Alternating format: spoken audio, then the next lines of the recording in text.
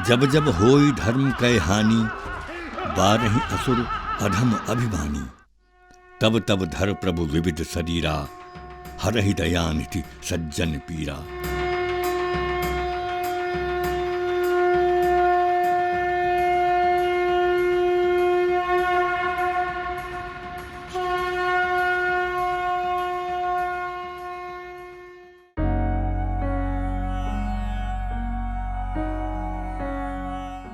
सतयुग और त्रेता युग के संधिकाल में धरा पर दैत्य दानव अधर्मियों का अभिमान, अनाचार, अत्याचार एक बार पुनः सिर उठा रहा था।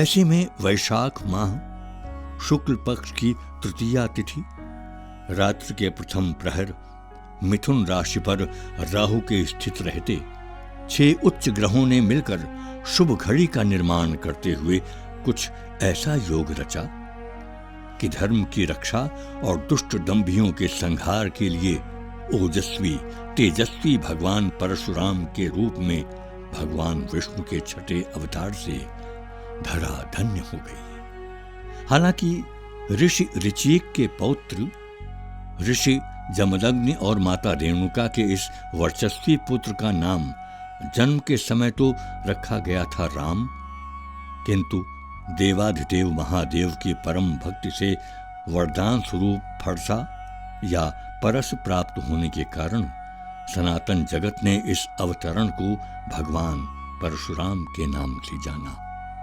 भगवान विष्णु के दशावतार की कथा से सनातन जगत परिचित है। इन अवतारों में 7वें क्रम पर पूर्णावतार प्रभु श्री राम हैं, तो उनसे पहले अर्थात 6वें क्रम पर अंशावतार भगवान परशुराम। लोक प्रचलित मान्यता या मिथक के अनुसार एक कालखंड में एक ही अवतार होता है। क्या ये सत्य है? ये कहना भी सत्य से बहुत दूर है कि विष्णु के 2 अवतार एक समय नहीं हो सकते। ऐसा कृष्ण अवतार में भी हुआ। बलराम जी को भी विष्णु का अवतार माना जाता है। कृष्ण भगवान तो विष्णु का अवतार है ही है, तो बलराम और कृष्ण दोनों एक साथ रहे हैं। इसे यह कहना भी तथ्य से दूर है। परशुराम जी का आविर्भाव त्रेता के प्रारंभ में हुआ, प्रथम त्रेता में, और भगवान राम का प्रादुर्भाव 24वीं त्रेता में हुआ। युग दोनों के एक हैं। पहले मैं भगवान परशुराम और भगवान श्री राम दोनों को नमन करता हूं।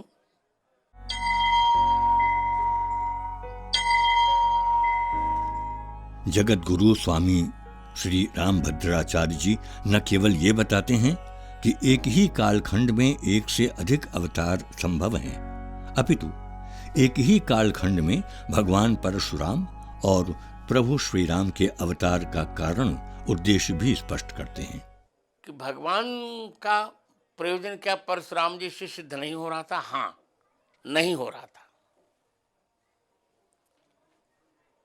क्यों? परशुराम जी ने सहस्त्रबाहु का वध तो किया, पर वहीं ब्राह्मणत्व का द्रोह तो रावण भी कर रहा था। ब्राह्मणों का दमन रावण भी कर रहा था और सहस्त्रबाहु से अधिक कर रहा था। जहीं जहीं देश धीन द्विज पावे, नगर ग्रामपुर आग लगावे। तो परशुराम जी ने सहस्त्रबाहु को तो दंड दिया, पर रावण को दंड नहीं दिया। अर्थात लगा होगा कि दोनों एक गुरु के शिष्य थे। शिव जी से शस्त्र विद्या परशुराम जी ने भी सीखी थी, और शिव जी से ही और शिव जी का ही कृपा पात्र रावण भी था। तो वहां लगता यह है कि परशुराम का थोड़ा सा पक्षपात था। इसे इतने अत्याचार पर भी रावण को वो दंड नहीं दे पाए। अतः रावण का दमन करने के लिए भगवान राम का आविर्भाव हुआ। परशुराम जी का जो दमन था वो व्यापक नहीं था, संकीर्ण था। उनका प्रयोग पूरी भारतीय संस्कृति के लिए था, इसलिए उन्हें पूर्णावतार माना जाता है।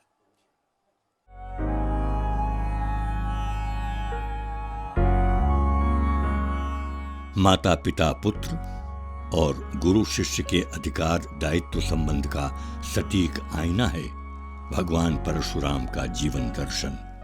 मनु कहते हैं कि माता से भी पिता बड़ा होता है और पिता से भी गुरु बड़ा होता है। इमं लोकम मातृभक्त्या पितृभक्त्यात् मध्यमम गुरु शुश्रूषयात् एवं ब्रह्मलोकम महीयते।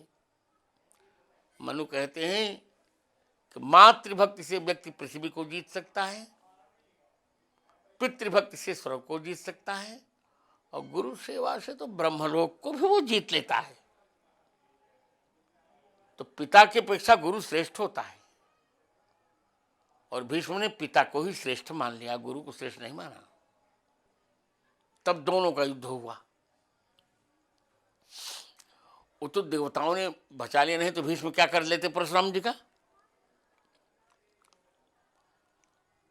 तब परशुराम जी ने कह दिया कि क्षत्रिय इतना कृतघ्न होता है, अब इसको मैं विद्या नहीं सिखाऊंगा। चिढ़ गए वो और कर्ण ने उनको छिपाया और उन्होंने भी ध्यान नहीं दिया, लीला रही भगवान की। वो चाहते ध्यान दे सकते थे पर नहीं ध्यान दिया। कर्ण को उन्होंने विद्या सिखा दी। अब कर्ण की जंघे पर सिर रखकर परशुराम जी सो गए। जब कीड़े ने काटा तो पूरी जांग भिद गई, पर कर्ण आह तक नहीं बोले, चीखे तक नहीं। तब परशुराम ने जान लिया गर्म खून लगा कर ही तू इतना सहनशील तो क्षत्रिय के अतिरिक्त कोई नहीं हो सकता।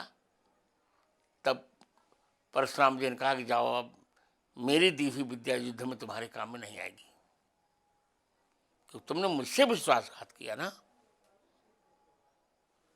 यहां परशुराम का पक्ष बहुत ठीक है और रामावतार में भी परशुराम जी का पक्ष बहुत ठीक है।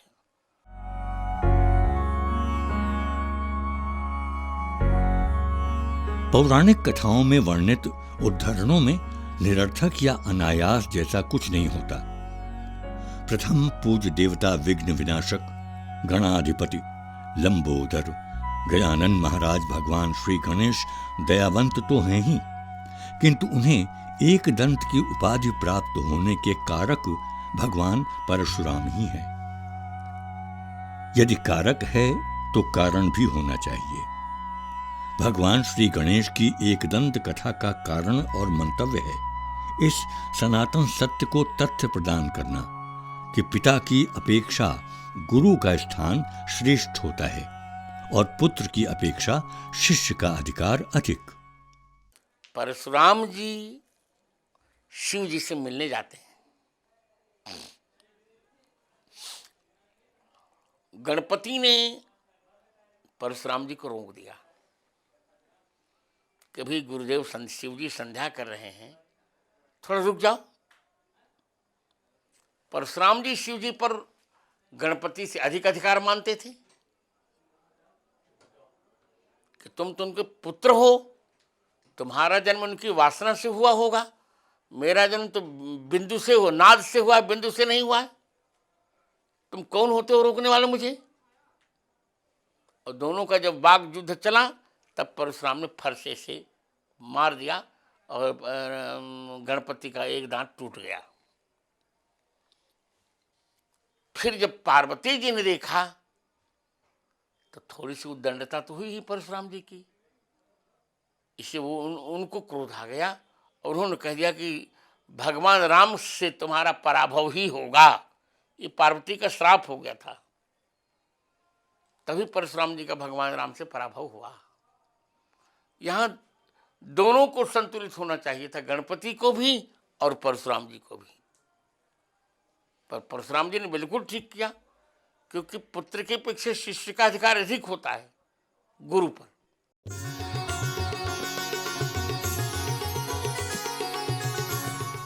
सीता स्वयंवर में धनुष भंजन प्रकरण में भगवान परशुराम के क्रोध से तो सब परिचित हैं, किंतु क्या ये भी जानते हैं कि भगवान परशुराम के इस विश्वविख्यात प्रचंड क्रोध प्रसंग का कारण, निमित्त और उद्देश्य क्या है? कि राम जी के समक्ष भी जो नाटक हुआ, और राम जी के समक्ष जो परशुराम जी का क्रोध था ना, ये भी नाटक था। इससे रामचरितमानस के बालकांड के दोहा क्रमांक 269 में कहा गया, बहुरी बिलोक विदेशन कहो काहत भीर, बूझत जानी अजान जिमी। व्यापक कुप से वो जान करके अज्ञान बने बैठे थे। वो जानते थे जिससे राम जी का वैभव यहाँ प्रकट हो जाए, और जो राजा जो है, जो सीता जी के विवाह में विघ्न डाल रहे हैं, ये भयभीत होकर चले जाएं और निर्विघ्नता से सीताराम जी का विवाह हो जाए। तो सीताराम जी के विवाह की निर्विघ्नता के लिए, आनंद के लिए परशुराम जी ने क्रोध का ये नाटक किया था।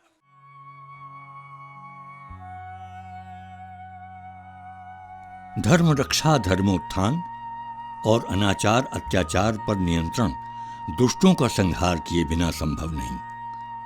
ब्राह्मण और ब्राह्मणत्व को वेदों का प्रतीक मान, ये बात भगवान परशुराम ने एक नहीं अनेक बार इंगित की। और आज के प्रसंग में मैं फिर कह रहा हूं कि ब्राह्मण को जीना है इस जगत में तो स्वाभिमान से जीना पड़ेगा। और स्वाभिमान का अर्थ यहाँ जाति से मेरा तात्पर्य नहीं है। ये मूल्यांकन करना पड़ेगा कि इस देश के लिए सबसे अधिक काम किया किसने है। कि जब विधर्मियों ने सारे ग्रंथ जला डाले,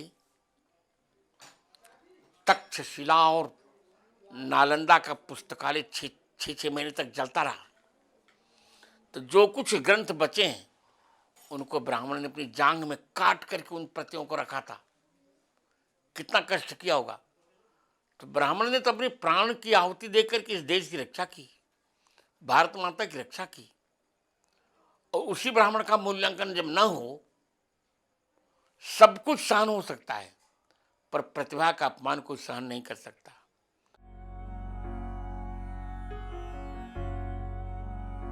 महाबलशाली रावण को भी परास्त कर चुके कृतवीर्य पुत्र राजा अर्जुन के 1000 भुजाएं थीं, इसलिए उसे सहस्त्र बाहु के नाम से जाना जाता है। अपनी शक्ति के मद में चूर सहस्त्र बाहु ने परशुराम को चुनौती देते हुए उनके पिता के आश्रम से उनकी प्रिय गाय कामधेनु का हरण कर लिया। इस घटना से क्रोधित भगवान परशुराम ने सहस्त्र बाहु की एक एक भुजा भंग करते हुए उसका वध करके पृथ्वी को उसके अत्याचारों से मुक्त किया। कि परशुराम जी ने जो धर्म विरोधी थे और ब्राह्मण विरोधी नहीं, जो ब्राह्मणत्व के विरोधी थे, उन्हें दंड दिया।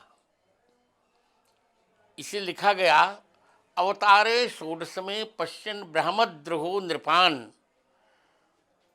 त्रिसप्त कृत्व कुपितो निश्छत्रामकरोन् महीम। जो ब्राह्मणद्रोही थे, क्योंकि ब्राह्मण पहले माना जाता था कि ब्राह्मण जो वेद का अध्ययन करता था वो ब्राह्मण होता था। तो ब्राह्मण द्रोह का अर्थ है वेद का विरोध करना। इसीलिए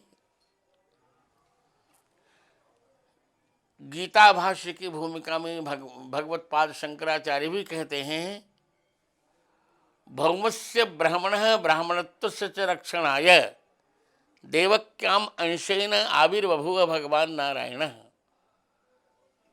ब्राह्मण भौम देवता है, उसके ब्राह्मणत्व की रक्षा करने के लिए भगवान का अवतार होता है। और ये राजागण ब्राह्मणत्व का द्रोह कर रहे थे। ब्राह्मण वो होता है जो वेद का अध्ययन करे। तो जब ब्राह्मणत्व का द्रोह होगा निश्चित रूप से वैदिक क्रिया का ही अपमान माना जाएगा। इसलिए परशुराम जी का अवतार हुआ था। इसीलिए अवतार हुआ था कि जो ब्राह्मण वैदिक धर्म का जो विरोध कर रहे हैं उनको दंड देना था उन्हें।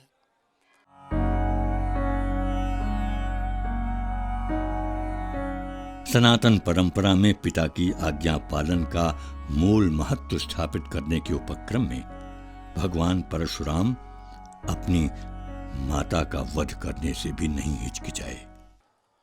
परशुराम जी की माता रेणुका बहुत ही साध्वी प्रकृति की महिला थी। पर एक दिन जब वो गंगा जी में जल लेने जा रही थी, गंगा जी के तट पर, वहाँ चित्ररथ नाम का गंधर्व अपनी पत्नियों के साथ जल क्रीड़ा कर रहा था। तो चित्ररथ को देख करके परशुराम जी की माता के मन में एक कुवासना आ गई और लिखा भागवतकार ने, होम बेलाम न सस्मार किंचित चित्ररथस प्रिया। अब वो जब लौट के आई तो परशुराम जी के पिता ने देख लिया कि इनका मन दूषित हो गया है। अब यह दोष कैसे दूर किया जाए? बिना पत्नी के कार्य भी नहीं चलता और इस शरीर से उन्हें रखना उचित भी नहीं था। तो जमदग्नि भी जानते थे और परशुराम भी जानते थे। जमदग्नि जानते थे कि मेरा बेटा भगवान है, अतः पहले तो ये शरीर समाप्त कर दिया जाए जिससे इन्होंने अपराध किया है, और फिर इनको दिव्य शरीर मिल जाएगा तो इससे निरंतर ये जमदग्नि के साथ रह सकेंगे। यही उनका दृष्टिकोण था। इसलिए उन्होंने परशुराम से कहा कि तुम मार डालो इसको, और इसको ही नहीं अपने तीनों भाइयों को भी मार डालो। तो परशुराम जी ने तीनों भाइयों को और अपनी माँ को इसीलिए मार डाला। परशुराम पितु आज्ञा राखी, मारी मात लोक सब साखी।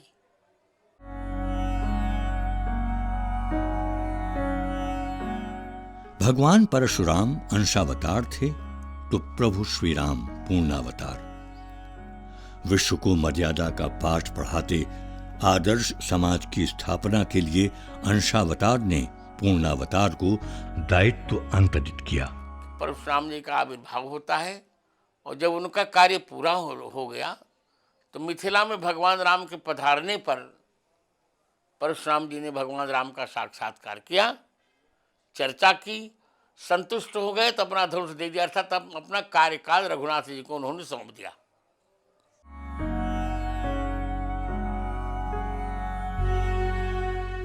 अत्याचार, अनाचार, भ्रष्टाचार आज पुनः सिर उठा रहे हैं। दुष्ट दंभी धर्म को नष्ट कर समाज को विखंडित करने को आतुर हैं। ऐसे में भगवान परशुराम का जीवन दर्शन अति आवश्यक है। आज के परिप्रेक्ष्य में परशुराम जी बहुत प्रासंगिक हैं। स्वतंत्रता संग्राम में प्रथम सिंहनाद तुलसीदास जी ने किया।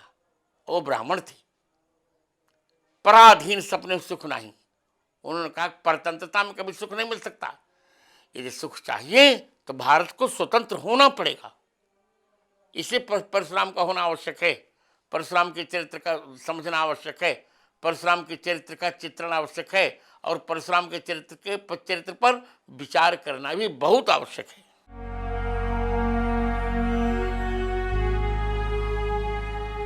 भगवान परशुराम तो सप्त चिरंजीवियों में से एक हैं। वो अजर हैं, अमर हैं। वो कल भी प्रासंगिक थे, आज भी प्रासंगिक हैं।